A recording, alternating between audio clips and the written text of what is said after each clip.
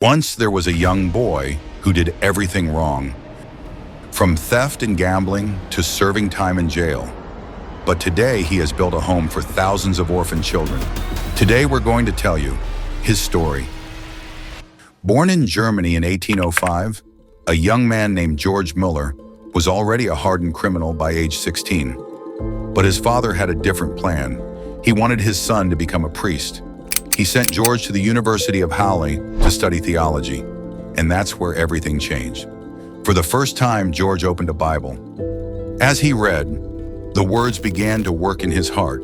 God's love pulled him out of his life of sin, and in that moment, he made a decision that would change his life forever. He would become a missionary. But at that very moment, he became gravely ill. Yet he never stopped reading his Bible. He read it more than 200 times. Then in 1834, the city of Bristol faced a crisis. Orphan children roamed the streets, forced to beg and steal just to survive. George Müller decided he had to do something. So he opened a home for these children, starting with 30 girls. The first 2 years went well, but the next 7 were a struggle. During those hard times, Müller never asked anyone for help or took on debt. He trusted completely in God, and his only recourse was constant prayer. His faith was put to the test one morning. The children were ready for school, but there was no food for their breakfast. When Müller heard the news, he gathered the kids in the dining room. Believing God would provide, he asked one of the children to pray, "Thank you, God, for the food we are about to receive." Just a few minutes later, a baker knocked on the orphanage door.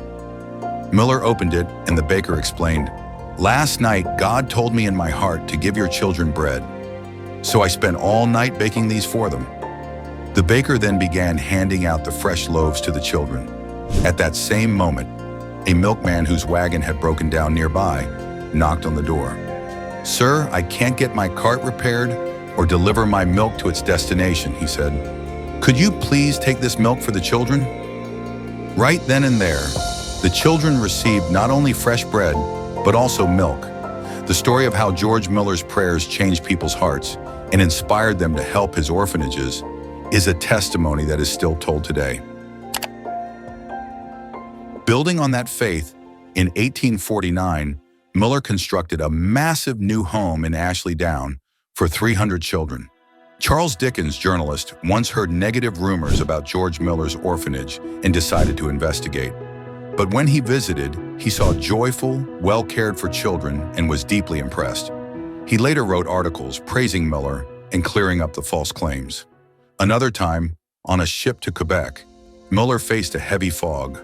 The captain said it was impossible to arrive on time, but Müller calmly replied, "My eye is not on the fog, but on the living God."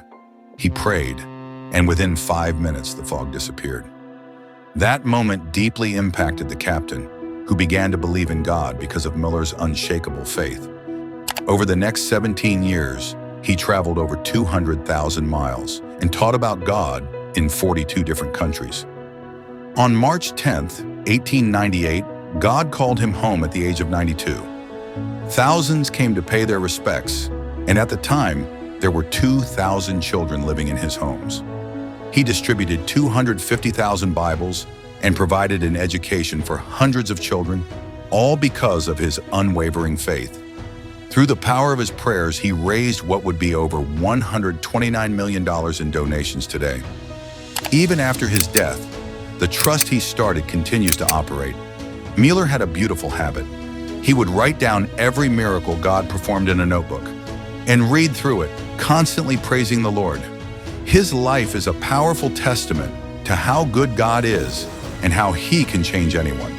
For more stories about heroes like him, download the Ark Connect app and subscribe to our channel to watch the Heroes for Christ series.